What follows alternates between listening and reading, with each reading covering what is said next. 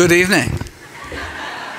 For those of you unfamiliar with my work, every year I read through every issue of every English language nutrition journal in the world so you don't have to.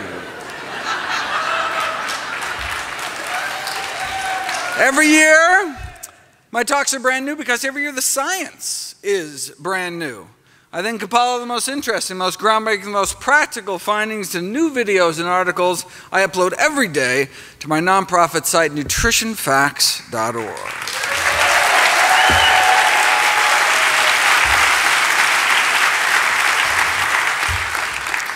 Everything on the website is free. There's no ads, no corporate sponsorship, strictly non-commercial, not selling anything. Just put it up as a public service, as a labor of love.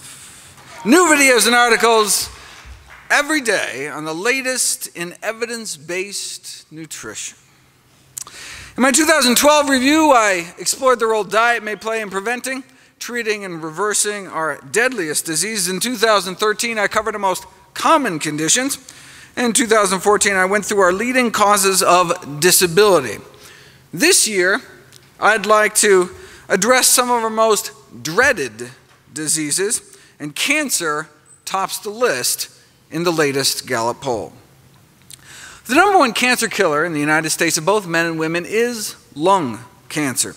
But if you look at the rates of lung cancer around the world, they vary by a factor of 10. If there's nothing we could do to prevent lung cancer, you'd assume the rates would be about the same everywhere. I mean, if it just happened kind of randomly. But since there's a huge variation in rates, you assume there's some contributing cause, and indeed we now know that smoking is responsible for 90% of lung cancer cases. So if you don't want to die of the #1 cancer killer by just not smoking, you can take 90% of your risk and throw it out the window. Colorectal cancer is our second leading cause of cancer death, and for that there's even bigger spread around the world. So it appears colon cancer doesn't just happen, something makes it happen. Well, if our lungs can get filled with carcinogens from smoke, maybe our colons are getting filled with carcinogens from food. Why do African Americans get more colon cancer than Native Africans? Why that population? Because colon cancer is extremely rare in Native African populations, like more than 50 times lower rates than Americans, white or black. And we used to think it was all the fiber that they were eating. However, the modern African diet is highly processed, low in fiber, yet there's been no dramatic increase in colon cancer rates. And we're not just talking low fiber intake, we're talking United States of America low fiber intake, down to around half the recommended daily allowance. Yet colon disease remains rare in Africa, still 50 times less colon cancer. Maybe it's because they're thinner and exercise more. No, they're not, and no, they don't. If anything, their physical activity levels may actually be lower than ours. So if they're sedentary like us, eating mostly refined carbs, few plant foods, little fiber like us, why do they have 50 times less colon cancer? Well, there is one big difference. The diets of both African Americans and Caucasian Americans is rich in meat, whereas the native Africans' diet is so low in meat and saturated fat. They have cholesterol levels averaging 139 compared to over 200 in the US. So yeah, they don't eat a lot of fiber anymore, but they continue to minimize meat and animal fat intake, supporting evidence that perhaps the most powerful determinants of colon cancer risk are the levels of meat and animal fat intake. So why do Americans get more colon cancer than Africans? Maybe the rarity of colon cancer in Africans is associated with their low animal product consumption. But why? Did you ever see that takeoff of the industry slogan, beef, it's what's for dinner? Beef, it's what's rotting in your colon. Right? I remember seeing that on a shirt with some friends, and I was such the party pooper, no pun intended, explaining that no, meat is completely digested in the small intestine, never makes it down to the colon, no fun hanging out with biology geeks. But it turns out I was wrong. Turns out up to 12 grams a day of protein can escape digestion, and when it does, it reaches the colon, it can be turned into toxic substances like ammonia. This degradation of undigested protein in the colon is called putrefaction, right? So a little meat can actually end up putrefying in our colon. The problem is some of the byproducts of this putrefaction process can be toxic. The same thing happens with other animal proteins. If you eat egg whites, for example, some of that can putrefy too. You say, well, what are you saying? There's protein in plants too. The difference is that animal proteins tend to contain more sulfur-containing amino acids like methionine, which is found concentrated in fish and chicken, than eggs, less in dairy and beef, but much less in plant foods, which can be turned into hydrogen sulfide in the colon, the rotten egg gas that doesn't just smell bad, but can produce changes in the colon that increase cancer risk. Now, there's a divergence of opinion as to whether it's the animal fat, cholesterol, or animal protein that's most responsible for the increased cancer risk, but as all three has been shown to have carcinogenic properties, but I mean, does it really matter since the diet high in one is high in the others? But the protein does more than just putrefy, though. Animal protein consumption causes an increase in blood levels of cancer-promoting growth hormone called IGF-1. But remove meat, egg white, and dairy proteins from our diet, and our bloodstream can suppress cancer cell growth about 8 times better. An effect so powerful that Dr. Ornish and colleagues appeared able to reverse the progression of prostate cancer without chemo, without surgery, without radiation, just a plant-based diet and other healthy lifestyle changes. The link between animal protein and IGF-1 may help explain why those eating low-carb diets tend to die sooner. But not just any low-carb diet, specifically those based on animal sources, whereas actually vegetable-based low-carb diets were associated with a lower risk of death. Right? But meat-based low-carb diets are high in animal fat as well. So how do we know it wasn't the saturated fat and cholesterol that was killing people off? It had nothing to do with the animal protein. I mean, what we need is a study that, follows a few thousand people and their protein intakes out for 20 years or so, and just see what happens. Who gets cancer, who doesn't, who lives longer. But there'd never been a study like that until now. 6,000 men and women over age 50 across the U.S. followed for 18 years, and those under age 65 with high protein intakes had 75% increase overall mortality, 4-fold increase in dying from cancer. But not all protein, specifically animal protein, right? Which makes sense given the higher IGF-1 levels in those eating excess protein. Eating animal protein increases IGF-1 levels, which increases cancer risk. The sponsoring university sent out a press release with a memorable opening line. That chicken wing you're eating could be as deadly as a cigarette.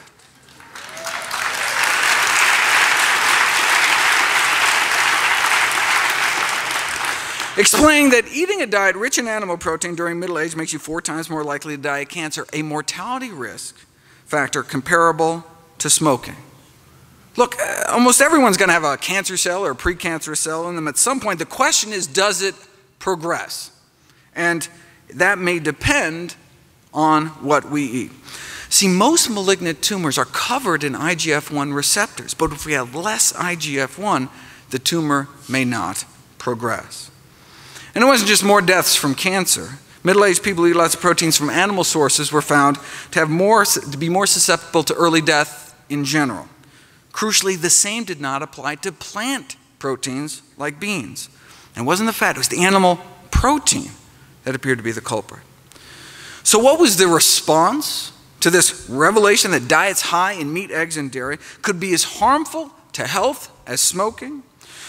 One nutrition scientist replied that it was wrong and potentially dangerous.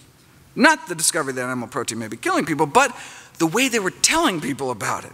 It could damage the effectiveness of important public health messages. A smoker might think, why bother quitting if my cheese and ham sandwich is just as bad for me?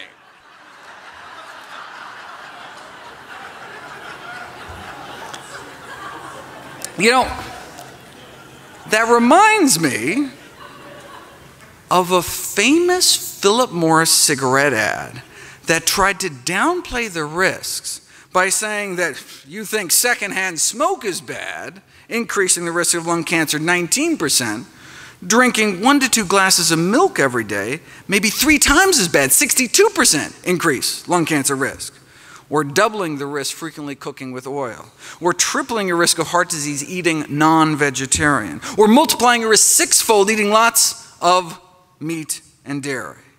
So they conclude, let's keep some perspective.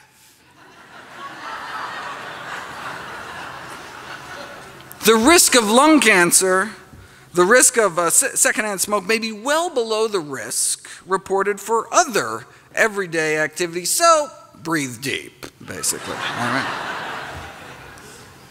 And that's like saying, oh, don't worry about getting stabbed, because getting shot is much worse. How about neither? 2 risks don't make a right.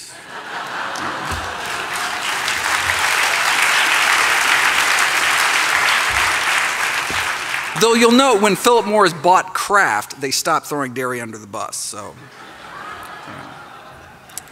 the heme in the ham may also play a role. Heme iron is the form of iron found in blood and muscle and may promote cancer by catalyzing the formation of carcinogenic compounds. Cancer has been described as a ferrotoxic disease, a disease in part of iron toxicity. Iron is a double-edged sword. Iron deficiency causes anemia, but excessive iron may increase cancer risk by acting as a pro-oxidant, generating free radicals that may play a role in a number of dreaded diseases like stroke. But look, only the heme iron, the blood and muscle iron, right? Not the non-heme iron that predominates in plants.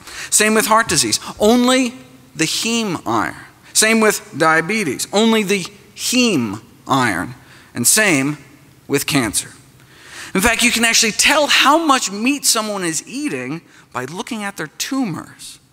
To characterize the mechanisms underlying meat-related lung cancer development, they asked lung cancer patients how much meat they were eating and examined the gene expression patterns in their tumors and identified a signature pattern of heme-related gene expression.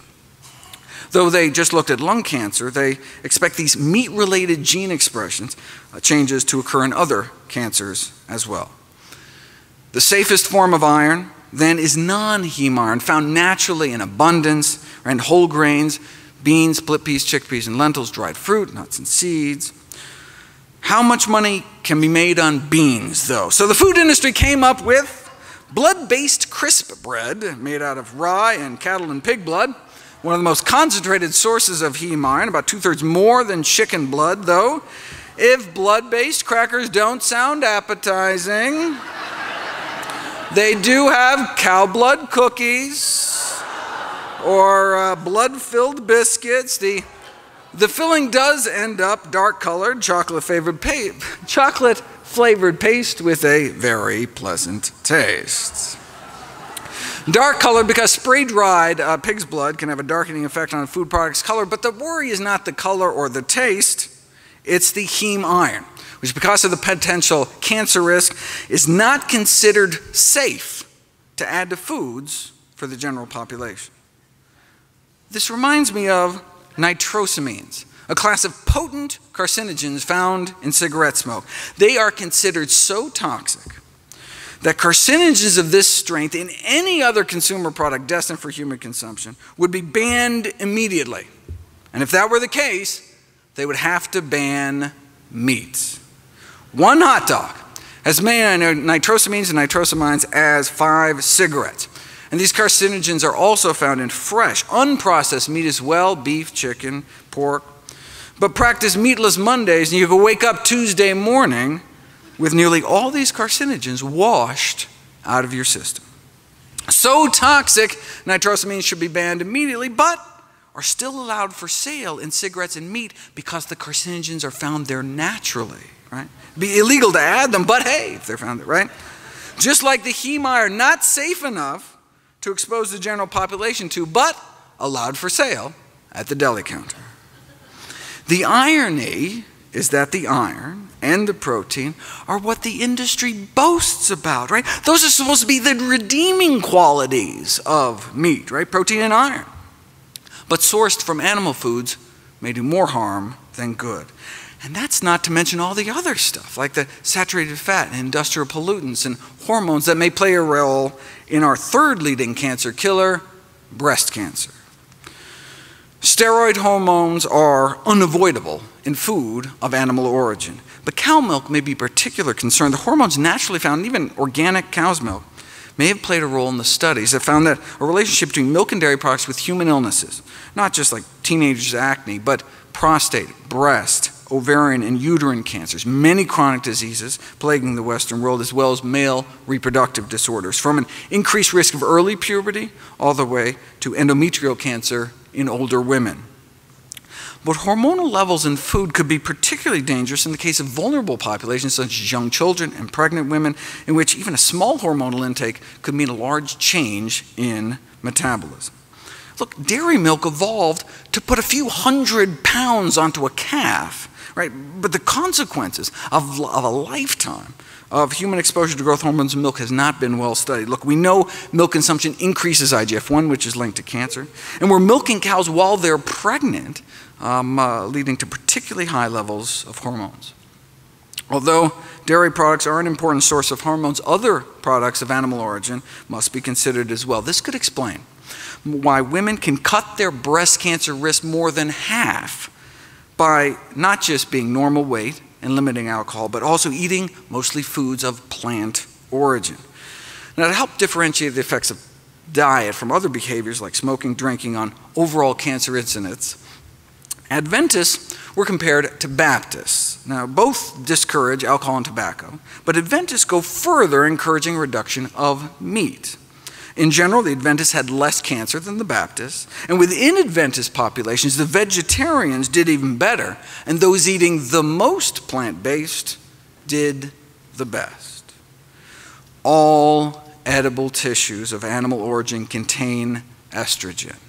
This may explain why women avoiding all animal products have a twinning rate which is 1/5 that of vegetarians and omnivores. It appears vegan women have 5 times fewer twins, presumed to be because they're not exposed to all these hormones in the diet. Now, why is that a good thing? Because twin pregnancies can unfortunately be risky pregnancies for both mom and the babies, which may be 10 times more likely to die at birth. To avoid these complications, women attempting conception may want to consider avoiding milk and dairy products. And this isn't even talking about the synthetic hormones that are injected, implanted, and fed into farm animals. In 1979, an epidemic of breast enlargement was noted in Italian children. Poultry or veal was suspected because they were using estrogens to accelerate weight gain. So after this episode, Europe banned the use of anabolic growth promoters in agriculture and banned the importation of American meat ever since, because we continue to inject animals with drugs like Zeranol, sold as Ralgro Magnum. You drip Zeranol-containing blood from implanted cattle into normal breast cells, human breast cells in a petri dish, and you transform them into breast cancer cells within 21 days. Okay, but people aren't petri dishes, because these anabolic growth promoters in meat production are by far the most powerful, potent hormones found in human food. We really should be testing people, especially children, before and after eating meat. Until we do that, we really don't know what kind of threat they pose. Though the fact that Zeranol is as potent as DES should concern us. DES is another synthetic estrogen marketed to pregnant women, all pregnant women, until 1971, when it was shown to cause cancer of the vagina in their daughters. But it was also used in meat. In the absence of effective federal regulation, the meat industry uses hundreds of animal feed additives with little or no concern about the cancer-causing and other toxic effects. Illustratively, after decades of misleading assurances about the safety of DES in the meat supply, we finally banned it some 40 years after it was already shown to cause cancer. The meat industry then promptly switched to other potentially carcinogenic additives such as this Ralgro Magnum.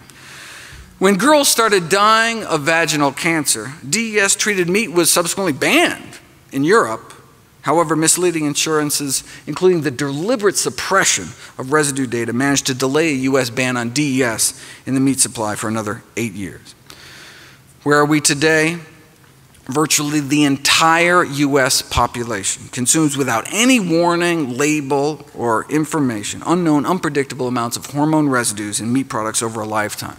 If all hormonal and carcinogenic feed additives aren't banned immediately, the least we could do is label them. Label the hormone residue levels in all meat products, including dairy and eggs. Speaking of eggs, the next on the dreaded list of diseases is heart disease. Eggs are the #1 source of choline, which can be converted by gut bacteria into a toxin that increases the risk of stroke, heart attack, and death. Eggs are also the #1 source of cholesterol. Why does it matter if we have lots of cholesterol circulating throughout our bloodstream? Cholesterol doesn't just infiltrate our arteries and help that form those inflamed pockets of pus within our arterial walls, but may play an active role in the final fatal plaque rupture. Cholesterol crystals may actually pop our plaque. If you look at ruptured plaques from autopsies, they're filled with cholesterol crystals protruding from the plaque. Cholesterol in the plaque may get so supersaturated that it reaches a point like it crystallizes like rock candy.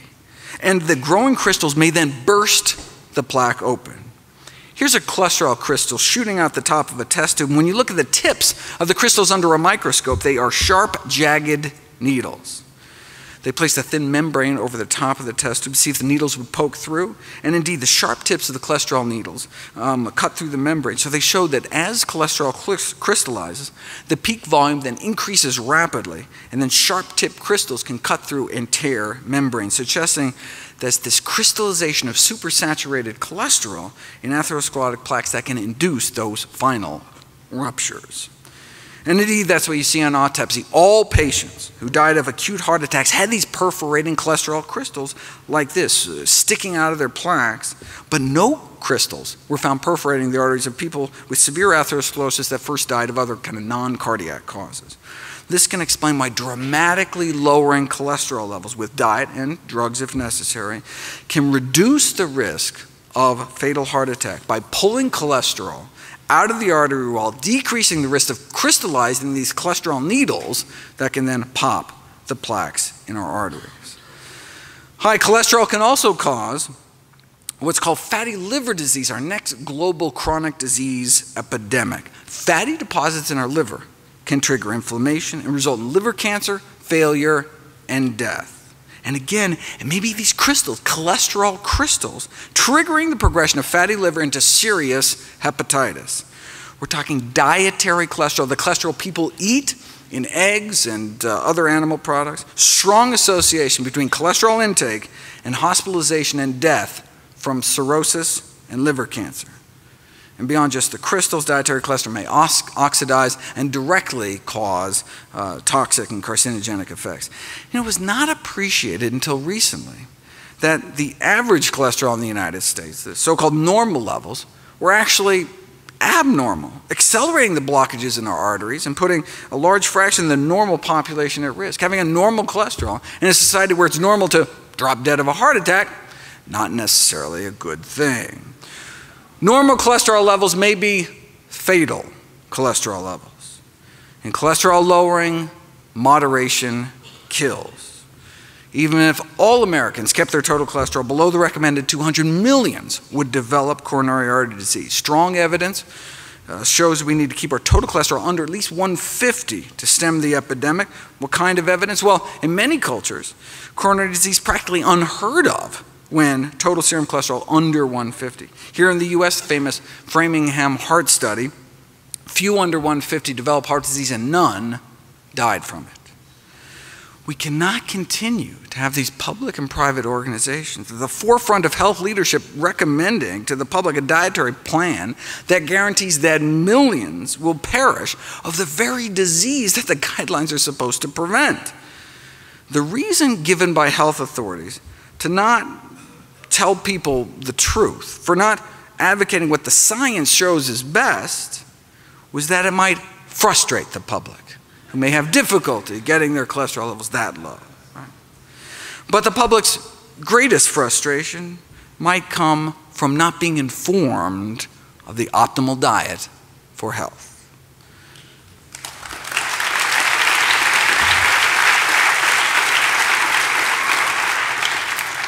Heart disease can be reversed with a plant-based diet. The evidence justifies igniting a social movement. Let the people lead, and eventually the government will follow. You know, some criticize plant-based diets for being extreme. You want extreme, though? Check out the consequences of our present diet. Having a breastbone sawed in half for bypass surgery, or having a stroke that renders one mute, or having a breast, colon, prostate, or rectum removed for cancer. Now that's extreme. Bean burrito, easy, right?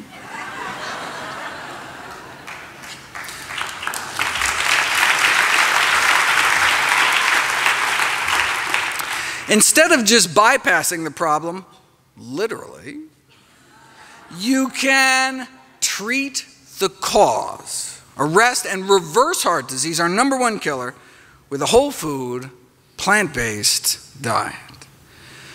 Next on the list is arthritis, such as rheumatoid arthritis, chronic inflammatory systemic disorder causing progressive destruction of the joints. As many as 80% become disabled, can cut 18 years off one's lifespan. There are drugs, but unfortunately they're often associated with severe side effects: blood loss, bone loss, immunosuppression, toxicity to liver and eyes. There's got to be a better way. Well, populations that eat more meat do seem to have more rheumatoid arthritis, and there have been some dramatic case reports of rheumatoid arthritis attacks being triggered by consumption of animal products, starting about 6 to 10 hours after ingestion of animal protein, lasting a few days, but they stop when patients stop consuming animal products.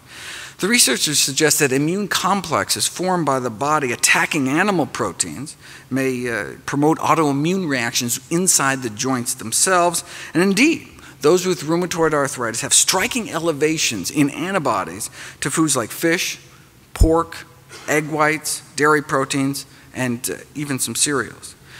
It could also be because of a pro-inflammatory effect of meat fats or free radicals from the iron accumulating in the joints or other mechanisms. But look, case reports, country-by-country analyses can really only raise questions. Right? To prove cause and effect, you need an interventional study to put it to the test. Here we go. 13-month. Long randomized controlled trial, plant-based diets for rheumatoid arthritis. Patients put on a vegan diet for 3.5 months and then switched to an egg-free vegetarian diet for the remainder. Compared to the control group that didn't change their diet, the plant-based group significant improvement in morning stiffness within the first month, cutting the number of hours they suffered from joint stiffness in half, a drop in pain, a drop in disability. They reported subjectively just feeling better, significant improvement in their grip strength, fewer tender joints, fewer tenderness per joint, and less swelling. They also had dramatic drops in inflammatory markers in the blood, SED rate, C-reactive protein, white count, highly significant and clinically relevant findings. What about osteoarthritis, most frequent cause of physical disability among older adults, affecting about 20 million Americans, affecting maybe 20% of Americans in the coming decades, becoming more and more widespread among younger people. You know, osteoarthritis is characterized by loss of cartilage within the joint. And we used to think there was just kind of wear and tear, but it's now generally accepted it's an active joint disease with an inflammatory component. So if the loss of cartilage is caused by inflammation, maybe if we put people on an anti-inflammatory diet, it could help, like with rheumatoid arthritis. Using optimal nutrition and exercise as a first-line intervention could well be the best medical practice. So where's the best science on what optimal nutrition might look like? The China study is a prime example, showing the serious health consequences The serious health consequences of high consumption of pro-inflammatory foods, meat, dairy, fat, and junk, and low consumption of anti-inflammatory plant foods, right? Whole grains, vegetables, fruits, beans, split peas, chickpeas, lentils. The unnatural Western diet contributes to this low-grade systemic inflammation, oxidative stress, tissue damage, irritation, placing the immune system in this kind of overactive state, which can be kind of a common denominator for these conditions like arthritis. Next on the list is stroke and high blood pressure. We go together because high blood pressure, #1 risk factor for stroke. The PREDIMED study found that a Mediterranean diet with nuts could cut stroke risk nearly in half, though they were still having strokes, right? Half as many strokes, but it was still a stroke-promoting diet. And heart attack promoting as well. So that's what Dr.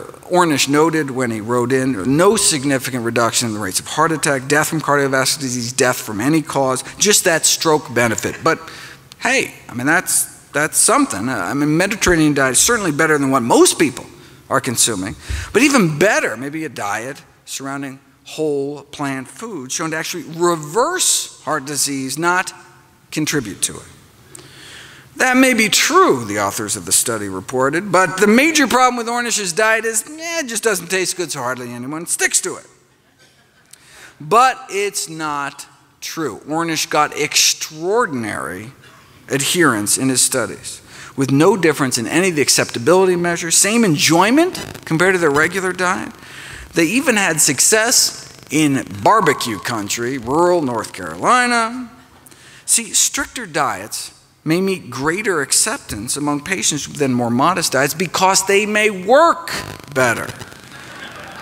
Greater adherence means greater disease reversal. But you don't have to be facing certain death. Even those young and healthy, no health problems, had no problem sticking to a plant-based diet. In fact, it worked a little too well. This is a crossover study where they asked people to eat a plant-based diet for a few months and then go back to their original diet to note the contrast, right? But people felt so good eating healthy. Some of them refused to go back to their regular diet, which kind of, it actually messes up the study.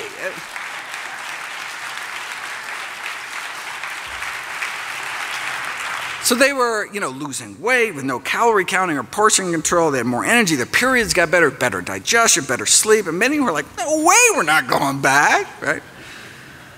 But if doctors just presume people aren't going to eat this way, self-fulfilling prophecy, right?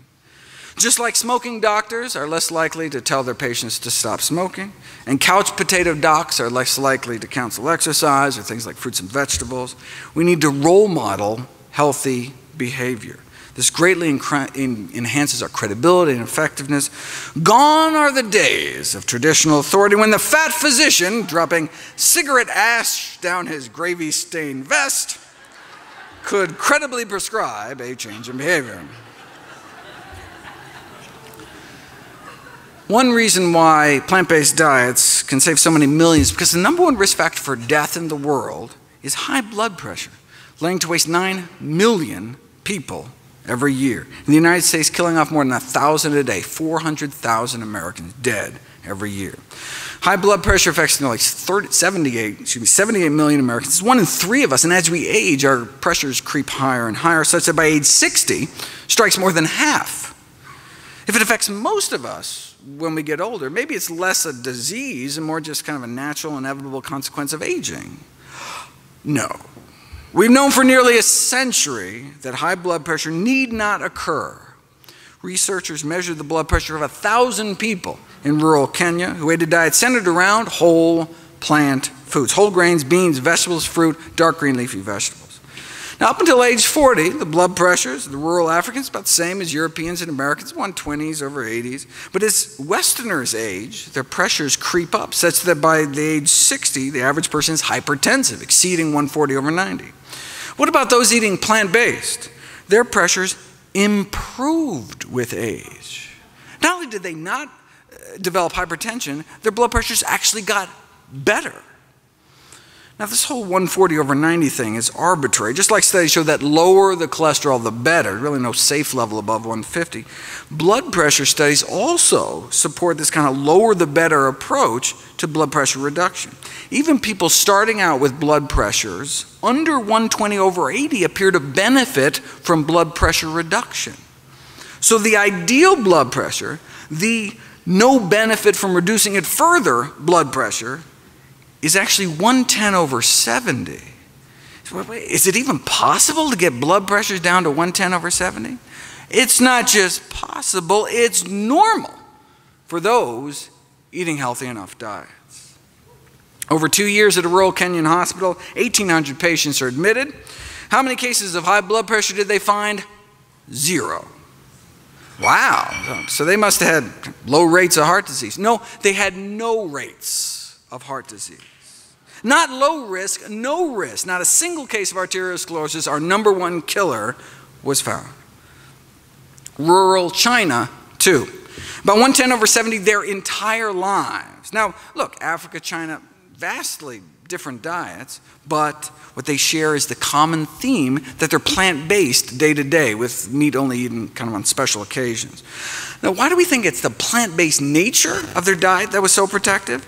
Because in the Western world, as the American Heart Association has pointed out, the only folks really getting down that low are the strict vegetarians, coming in at about 110/65.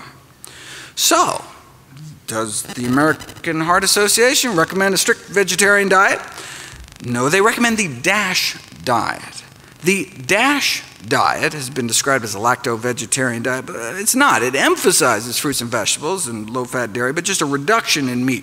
Why not vegetarian? I mean, we've known that for decades, food of animal origin highly significantly associated with blood pressure. In fact, you can take vegetarians, pay them enough to eat meat, and you can see their blood pressures go right up. So when the DASH diet was created, were they just not aware of this landmark research done by Harvard's Frank Sachs? No, they were aware. The chair of the design committee that came up with the DASH diet was Frank Sachs. See, the DASH diet was explicitly designed with the #1 goal of capturing the blood pressure lowering benefits of the vegetarian diet, yet contain enough animal products to make it palatable to the general public. In fact, Sachs found that the more dairy vegetarians ate, the higher their blood pressures went, but you have to make the diet acceptable. Recent meta-analysis found that vegetarian diets were good, but strictly plant-based diets may be better. Vegetarian diets in general confer protection against cardiovascular disease, some cancers and death, but completely plant-based diets seem to offer additional protection for obesity, hypertension, type 2 diabetes, and heart disease mortality. Based on a study of 89,000 Californians, those eating meat-free diets appeared to cut the risk of high blood pressure in half, but those eating meat-free, egg-free, and dairy-free diets cut their risk 75%. Now, if, however, you're eating a whole food plant-based diet and still not hitting 110/70. There are a few plants recently found that may offer additional protection. Randomized placebo-controlled study found that a cup of hibiscus tea with each meal significantly lowers blood pressure. In fact, tested head-to-head against a leading blood pressure drug called captopril, 2 cups of hibiscus tea every morning, as effective as the drug. Another randomized placebo-controlled trial found a few tablespoons of ground flax seeds a day induced one of the most potent antihypertensive effects ever achieved in a dietary intervention, 2 to 3 times more powerful than instituting an endurance exercise program. There's no reason you can't do both. Red wine may help, but only if the alcohol has been taken out. Sorry. Raw vegetables or cooked, and the answer is both, though raw may actually work better. Kiwi fruit didn't seem to work at all, even though the study was actually published by a kiwi fruit company. Maybe they should have taken direction from the California Raisin Marketing Board, which came out with this study showing that raisins can reduce blood pressure, but only apparently compared to fudge cookie, Cheez-Its, and Chips Ahoy. They know like the big pharma trick of choosing the right control group. Next on the dreaded list, is diabetes and vision loss, which go together since diabetes is the leading cause of preventable middle-aged blindness. Even with intensive diabetes treatment, at least 3 injections of insulin a day or these implantable insulin pumps, the best we can offer is usually just a slowing down of the progression of your disease. We can slow down your blindness with modern medicine. But a half-century ago, Kempner at Duke proved you could reverse it with an ultra-strict plant-based diet, mostly rice and fruit. 44 consecutive patients with diabetic retinopathy, 30% of the cases, their eyes improved from like this to that. That's not supposed to happen. Diabetic retinopathy was considered a sign of irreversible damage. What does this mean in real life? Unable to even read headlines to normal vision. How do we treat diabetic retinopathy these days? With steroids and other drugs injected straight into the eyeball. And if that doesn't work, there's always pan-retinal laser photocoagulation, in which laser burns are placed over nearly the entire retina. Surgeons literally burn out the back of your eyeball. Now, why would they do that? Well, one theory is about if you kill off most of the retina, the little remaining piece you have will get more of the blood flow.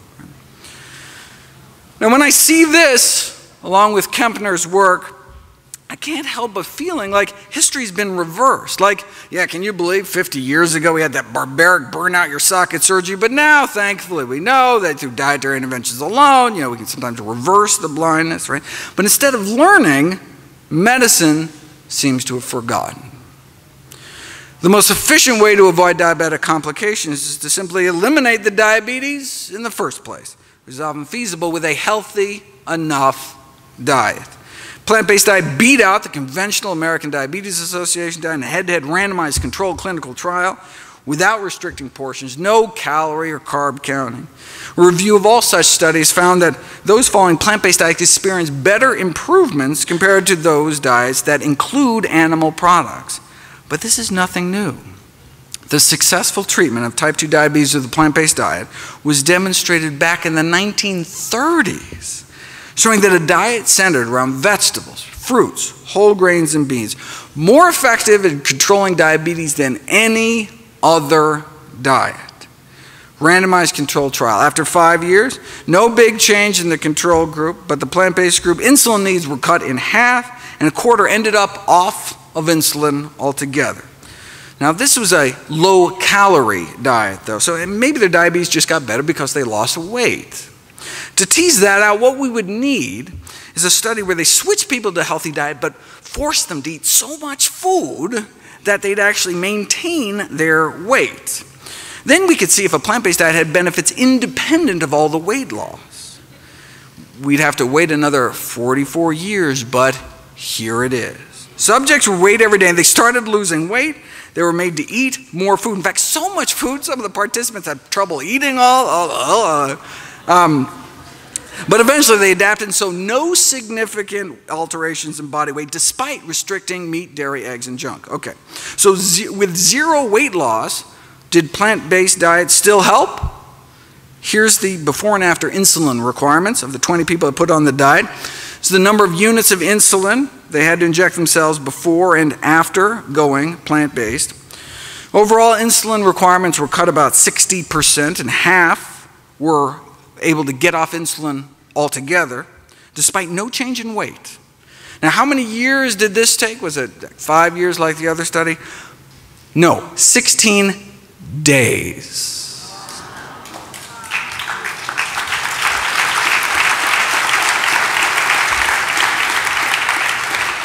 So we're talking diabetics who have had diabetes for as long as 20 years, injecting as much as 20 units of insulin a day, and then as few as 13 days later, they're off insulin altogether, thanks to less than 2 weeks of a plant-based diet. Diabetes for 20 years, then off all insulin in less than 2 weeks.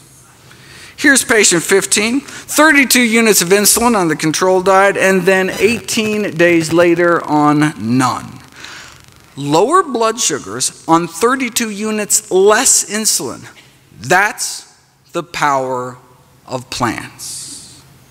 And as a bonus, their cholesterol dropped like a rock too in 16 days to under 150. Just like moderate changes in diet usually result only in modest reductions in cholesterol, asking patients with diabetes to make moderate changes achieves equally moderate results, which is one possible reason they end up on drugs, injections, or both. Right? Everything in moderation is a truer statement than people realize. Right? Moderate changes in diet can leave one with moderate blindness, moderate kidney failure, moderate amputations, maybe just a few toes. Right? Moderation in all things is not necessarily a good thing. The more we as physicians ask from our patients, the more we are likely to get. The old adage, shoot for the moon, seems to apply, may be more effective than limiting patients to small steps that may sound more manageable but not sufficient to actually stop the disease. The only thing better than reversing diabetes is not get it in the first place. That study that purported to show that diets high in meat, eggs, and dairy could be as harmful to health as smoking supposedly suggested that people under 65 who eat lots of animal protein 4 times as likely to die from cancer or diabetes. But if you look at the actual study, you'll see that's not true. Those eating a lot of animal protein didn't have just 4 times more risk of dying from diabetes. They had 73 times higher risk of dying from diabetes. As one eats more and more plant-based, there appears to be a stepwise drop in the rates of diabetes, down to 78% lower prevalence among those eating strictly plant-based. Where protection building incrementally as one moved from eating meat daily to less than daily, right? To just fish, to no meat, to no eggs and dairy either. Similar pattern was found for the leading cause of vision loss among elderly, cataracts, right? This suggests it's not all or nothing. Any steps we can make towards eating healthier may accrue benefits. But why? Why is total meat consumption associated with higher risk of diabetes, especially processed meat, particularly poultry? Well, there's a whole list of potential suspects, culprits in meat. Yes, it may be the animal protein. Maybe it's the animal fat. Maybe it's the cholesterol. Maybe it's the iron leading to free radical formation, which can cause inflammation. Advanced glycation end products are another problem. They promote oxidative stress and inflammation, and food analyses show the highest levels of these so-called glycotoxins are found in meat. Here are the 15 most contaminated foods found with glycotoxin contamination. Chicken, pork, chicken, beef, chicken, beef, chicken, turkey, chicken, fish, beef, and McNuggets. I don't know if you can actually call that chicken, but all right. Though other foods from animal sources can also harbor these pro-oxidant chemicals. Now in this study, they fed diabetics foods packed with glycotoxins, chicken, fish, eggs, and their inflammatory markers shot up, like tumor necrosis factor, C-reactive protein. Thus in diabetics, these dietary AGEs can promote inflammatory mediators leading to tissue injury. The good news is that restricting these kinds of foods may suppress the inflammatory effects of these glycotoxins, may be kind of the missing link between increased consumption of animal fat and meat and the subsequent development of type 2 diabetes in the first place, as well as Alzheimer's disease, the final disease on our dreaded list. Dietary AGEs appear to be important risk factors for Alzheimer's disease as well. If you measure the urine levels of glycotoxins flowing through the bodies of older adults, those with the highest levels went on to suffer the greatest cognitive decline over the subsequent 9 years, as well as the greatest brain shrinkage, it's called cerebral atrophy, all helping to explain why those who eat the most meat may have triple the risk of getting dementia compared to longtime vegetarians. The bottom line is that the same diet that may help prevent the other dreaded diseases, cancer, heart attacks, arthritis, stroke, high blood pressure, diabetes, vision loss, may also help prevent brain loss and Alzheimer's as well. You know, one disease not on the list is ALS, or Lou Gehrig's disease, which strikes healthy middle-aged people seemingly at random, holds little help hope for treatment and survival. Although mental capacities stay intact, ALS paralyzes people. And most patients die within 3 years when they can no longer breathe or swallow. At any given time, 30,000 Americans are fighting for their lives. We each have about 1 in 400 chance of getting this disease in our lifetime. And it appears to be on the rise around the world. What causes it? Well, there's a neurotoxin produced by blue-green algae in our rivers, lakes, and oceans that ends up in seafood, which is currently a strong contender as the cause of, or at least a major contributor to ALS and maybe Alzheimer's and Parkinson's as well. Researchers in Miami found this BMAA neurotoxin in the brains of Floridians that died of sporadic Alzheimer's and ALS. Significant levels in 49 out of the 50 samples from Alzheimer's and ALS patients. Same thing was found up in the Pacific Northwest and in the brains of those dying from Parkinson's disease. You can also apparently pick up more of this neurotoxin in the hair of live ALS patients compared to controls. So is this neurotoxin present in Florida seafood? Yes, in both freshwater fish, shellfish, oysters, bass, etc., and out into the bay. And not just in Florida. On up the eastern the seaboard, out in the Midwest. So this could explain ALS clusters around lakes in New Hampshire, or fish in Wisconsin, or blue crabs from the Chesapeake around where I live, or seafood eaters in France, or in the Finland's Lakeland district, or around the Baltic Sea, building up particularly in fish, mussels, and oysters. There is a general consensus that these harmful algal blooms are increasing worldwide, thanks in part to industrialized agriculture, which may increase the exposure to this neurotoxin, leading to possible increased risk of these horrible neurodegenerative diseases. With substantial and ever-growing evidence that this neurotoxin does play a role in the onset and progression of neurodegenerative diseases, the most important question is, what mode activity does BMAA exert? No, it's not. The most important question is, how do we reduce our exposure? We know the presence of this neurotoxin in aquatic food chains could be a significant human health hazard, so until more is known, it may be prudent to reduce our risk by limiting exposure to BMAA in the human diet. Now, there are neurotoxins in the dairy supply too, which may explain the link between milk consumption and Parkinson's. High levels of organochlorine pesticide residues are found in milk and the brains of Parkinson's patients.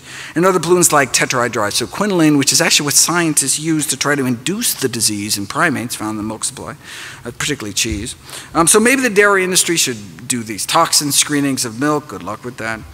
You could always just not drink the stuff, but then what about your bones?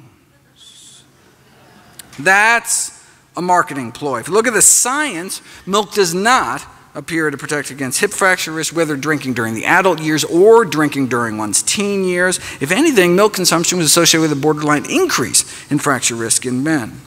This suggests a partial explanation for the long-standing enigma that hip fracture rates are highest in populations with the greatest milk consumption.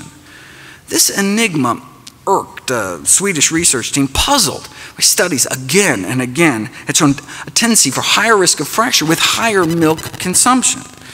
Well, there is a rare birth defect called Galactosemia where babies are born without the enzyme needed to detoxify the galactose in milk. So they end up with high levels of galactose in their bloodstream, which causes bone loss. So maybe the researchers figured, even in normal people that can detoxify the stuff, maybe it's not so good for the bones to be consuming all that galactose all day. And galactose doesn't just hurt the bones. That's what scientists use to cause premature aging in lab animals. They slip them a little galactose, shorten their lifespan, oxidative stress, inflammation, brain degeneration, just like 1 to 2 glasses of milk's worth of galactose a day.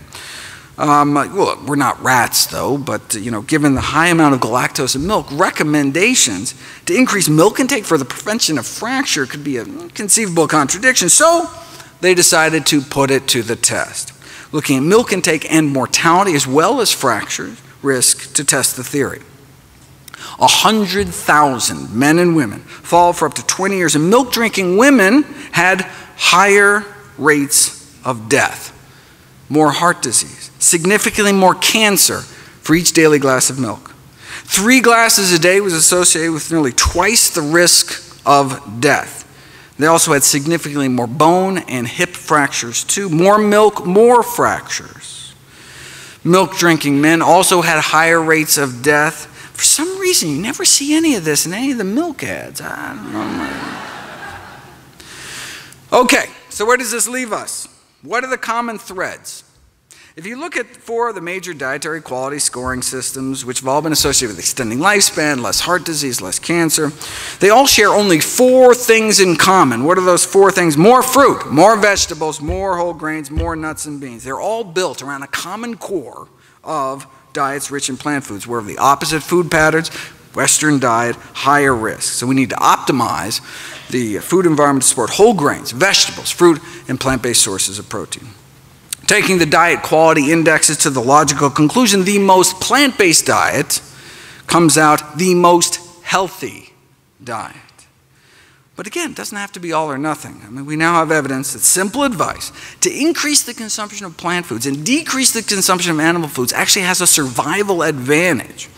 And boy, do we need it. In terms of life expectancy, the U.S. is down around 27th of the 34 leading free market democracies. People in Slovenia live a year longer than citizens of the United States. Why? Most deaths in the United States are preventable and related to nutrition. According to the most rigorous analysis of risk factors to date ever published, the #1 cause of death in the United States and the #1 cause of disability is our diet, bumping tobacco smoking to #2. Smoking now only kills about 500,000 Americans a year, whereas diet now kills hundreds of thousands more. Let me end with a thought experiment. Imagine yourself a smoker in the 1950s. The average per capita cigarette consumption was about 4,000 cigarettes a year. Think about that. The average American smoked half a pack a day. The media was telling you to smoke, and famous athletes agreed. Even Santa Claus cared enough about your health to want you to smoke. I mean, you want to keep fit and stay slender, so you make sure to smoke. And eat hot dogs to stay trim, and eat lots of sugar to stay slim and trim, right? Less fattening than that apple. I mean, sheesh. I mean, come on. Though apples do connote goodness and freshness, reads one internal tobacco industry memo, which brings up many possibilities for a youth-oriented cigarette. Shameless. All right. In addition to staying fit and slender and soothing your throat, for digestion's sake, you smoke. I mean, no curative power is claimed for Philip Morris, but an ounce of prevention is worth a pound of cure, so safe than sorry, better smoke. Like eating, smoking was a family affair. Gee, Mommy, you sure enjoy your Marlboro. You're darn tootin'. Just one question, Mom. Can you afford not to smoke Marlboros? Your kids were giving you cigarettes in the 50s. Even your dog was giving you cigarettes. Blow in her face and she'll follow you anywhere.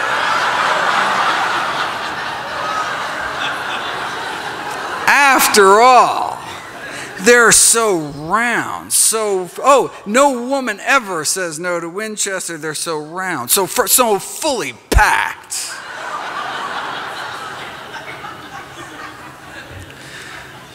After all, John Wayne smoked them until he got lung cancer and died. Even the paleo folks were smoking. And so were the doctors. Yes, no, look, this is not to say there wasn't controversy within the medical profession. Yes, some, doctors smoke Camels, but other physicians preferred Luckies, so there actually was disagreement. There was, Eminent doctors on high and impartial medical authority call for Philip Morris. Even the specialists could not agree which cigarette was better for your throat, so best to stick to the science, right? And more scientists smoke this brand, actually. This should not be rocket science, right? But even the rocket scientists have their own brand for the man who thinks for himself, right? What was the government saying? Smoke lucky. I mean, who wouldn't want to give their throat a vacation, right? Not a single case of throat irritation. How could your nose or throat be adversely affected when cigarettes are just as pure as the water you drink? Look, and if you do get irritated, no problem. Your doctor can write you a prescription for cigarettes. This is from the Journal of the American Medical Association. After all, don't smoke is advice hard for patients to swallow. Reminds me of a recent survey of doctors who found the #1 reason doctors don't prescribe heart-healthy diets today was their perception that patients fear being deprived of all the junk they're eating. Right? After all, Philip Morris reminded us, we want to keep our patients happy.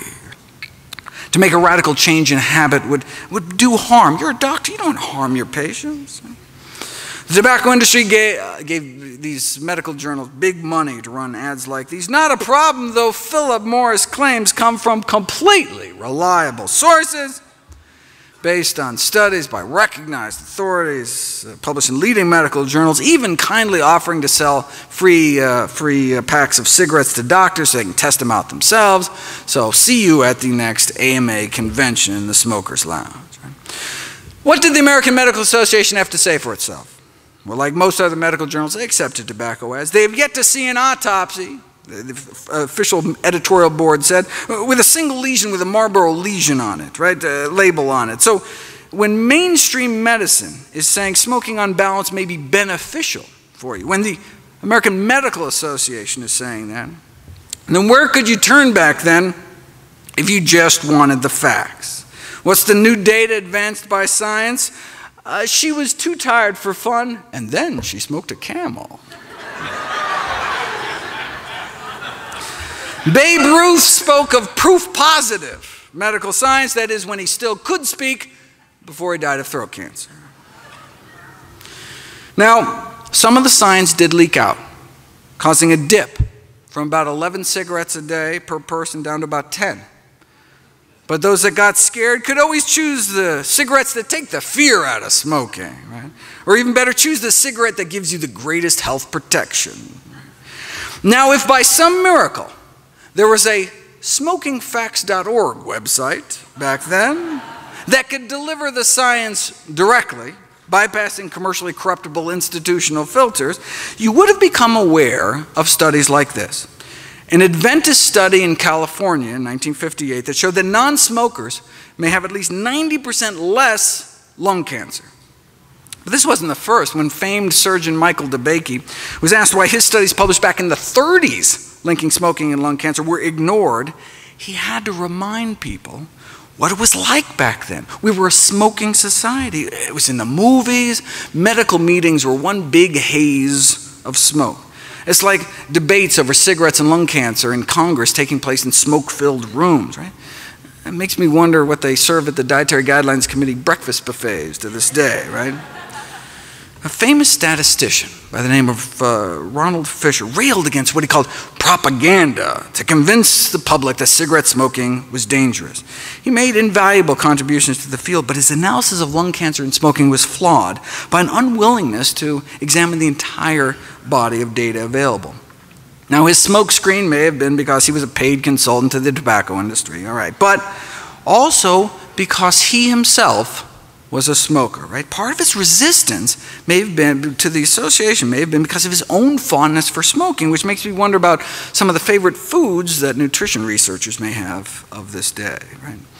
You know, it always strikes me as ironic that when vegetarian researchers come out forward and list their diet as a potential conflict of interest, whereas not once in the 70,000 articles on meat in the medical literature have I ever seen a researcher disclose their non-vegetarian habits, right? Because it's normal, just like smoking was normal. So back to our thought experiment. If you're a smoker in the 50s in the know, what do? With access to the science, you realize that the best available balance of evidence suggests that your smoking habit not good for you. Right? So, do you change your smoking habits or do you wait? If you wait until your physician tells you between puffs to quit, you may have cancer by then. If you wait until the powers that be officially recognize it, like the Surgeon General did in the subsequent decade, you could be dead by then. It took 25 years for the Surgeon General report to come out. It took more than 7,000 studies and the deaths of countless smokers before the first Surgeon General report against smoking was finally released in the 1960s. You'd think maybe after the first, maybe 6,000 studies, it would have maybe give people a little heads up or something. Powerful industry. One wonders how many people are currently suffering needlessly from dietary diseases. Maybe we should have stopped smoking after the 700th study like this. With so much money and personal habit at stake, well, there's always going to be dissenters. But given the seriousness of the disease, the sum total of evidence, we shouldn't wait to put preventive measures in place. As a smoker in the 50s, on one hand, you had all of society, the government, the medical profession itself telling you to smoke. And on the other hand, the science, if you were lucky to know about studies like this. Right? Now fast forward 55 years. You know, there's a new Adventist study out of California warning Americans about the risks of something else they may be putting into their mouth. It's not just that one study. Right? According to the latest review, the total sum of evidence suggests that mortality from all causes put together, many of the dreaded diseases, ischemic heart disease, cerebrovascular diseases like stroke, significantly lower in those eating meat-free diets, in addition to less cancer and diabetes. So instead of going along with America's smoking habits in the 50s, imagine you or someone you know going along with America's eating habits today. What do? With access to the science, you realize that the best available balance of evidence suggests that your eating habits are probably not good for you. If you wait until your physician, between bites, tells you to change your diet, it could be too late. Right? In fact, even after the Surgeon General's report, the medical community still dragged their feet. The AMA actually went on record withholding support from the Surgeon General report. They didn't endorse it. Could it have been because they had just received $10 million from the tobacco industry? Okay, so look, we know why the AMA have been sucking up to the tobacco industry, but why weren't individual doctors speaking out? Well, there were a few gallant souls ahead of their time, just as there are today, standing up against industries killing millions, but why not more? Maybe it's because the majority of physicians themselves smoke cigarettes, just like the majority of physicians today eat foods that contribute to our epidemic of dietary disease. What was the AMA's rallying cry back then? Everything in moderation. Sound familiar? Extensive scientific studies prove smoking in moderation. Okay. Today, the food industry used the same tobacco industry tactics, supplying misinformation, twisting the science. The same scientists for hire paid to downplay the risks of secondhand smoke and chemicals are the same hired by the National Confectioners Association to downplay the risks of candy, and the same hired by the meat industry to downplay the risks of meat. Consumption of animal products and processed foods cause at least 14 million deaths around the world every year. 14 million deaths. 14 million people dead every year. This is not a failure of individual willpower, says the Director General of the World Health Organization. This is a failure of political will to take on big business, which is a formidable opposition. Food governments are willing to prioritize health over big business. As we learned from the experience with the tobacco industry, a powerful corporation can sell the public just about anything. If there's one thing we learned from the tobacco experience, wrote one district judge, it's how powerful profits can be a motivator, even at the cost of millions of lives and unspeakable suffering. It may have taken 25 years for the Surgeon General report to come out, still longer for mainstream medicine to get on board, but now there are no longer ads. encouraging people to inhale to their heart's content. Now there are ads from the CDC fighting back. Food-wise, there was meat for health defense, or nourishing bacon, or doctors prescribe meat, or soda for that matter. Thank heavens tricks are habit-forming, right? Now, just like there were those in the 30s, 40s, and 50s on the vanguard trying to save lives, today there are those turning ads about what you can do with pork butt to what the pork can do to your butt. The Physicians Committee for Responsible Medicine's Meat is the New Tobacco campaign, right? As Dr. Barnard tried to get across in an editorial published in the American Medical Journal Association's Journal of Ethics, plant-based diets can now be considered the nutritional equivalent of quitting smoking. How many more people have to die, though?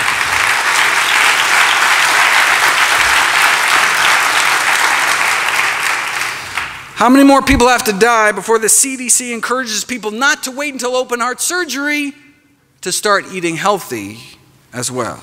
How long is that going to take, though?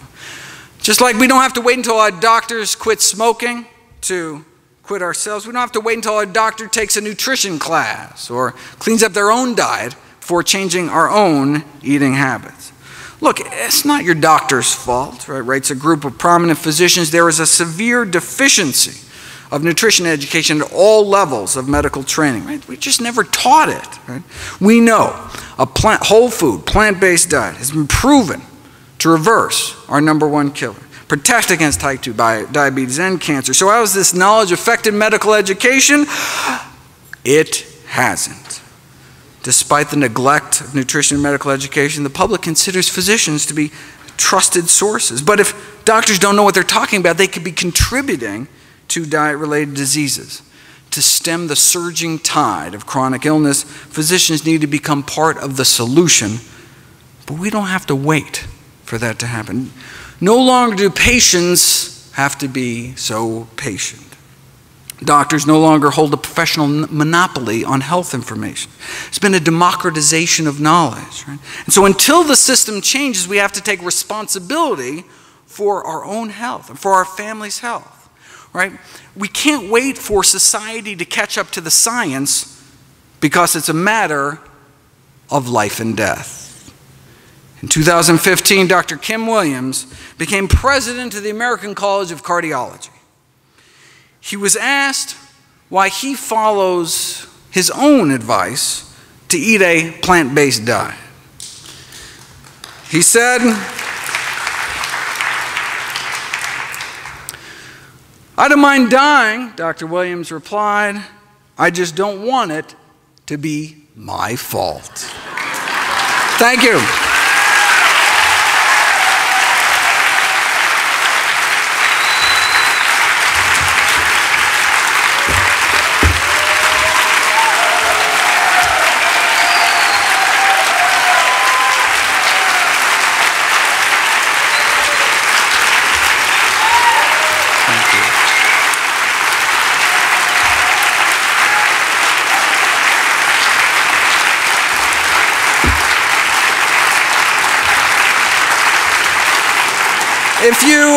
If you missed last year's talk, I have it on DVD, and the year before that, and the year before that. You should have come to Summerfest, that's it. But as well as 25 other DVDs, all proceeds from the sale of my books, DVDs, speaking engagements, all goes to charity. Speaking of which, mark your calendars. December 8th of this year, new book coming out, How Not to Die.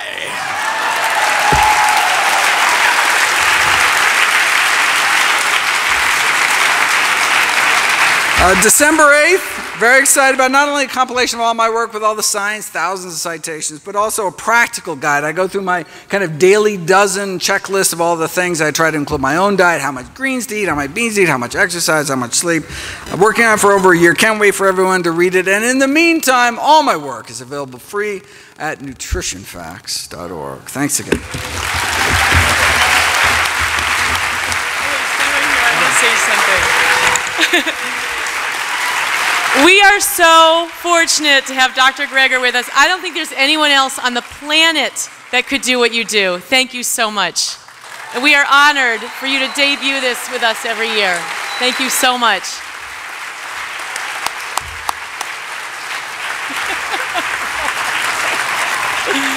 See everyone over at the LLC.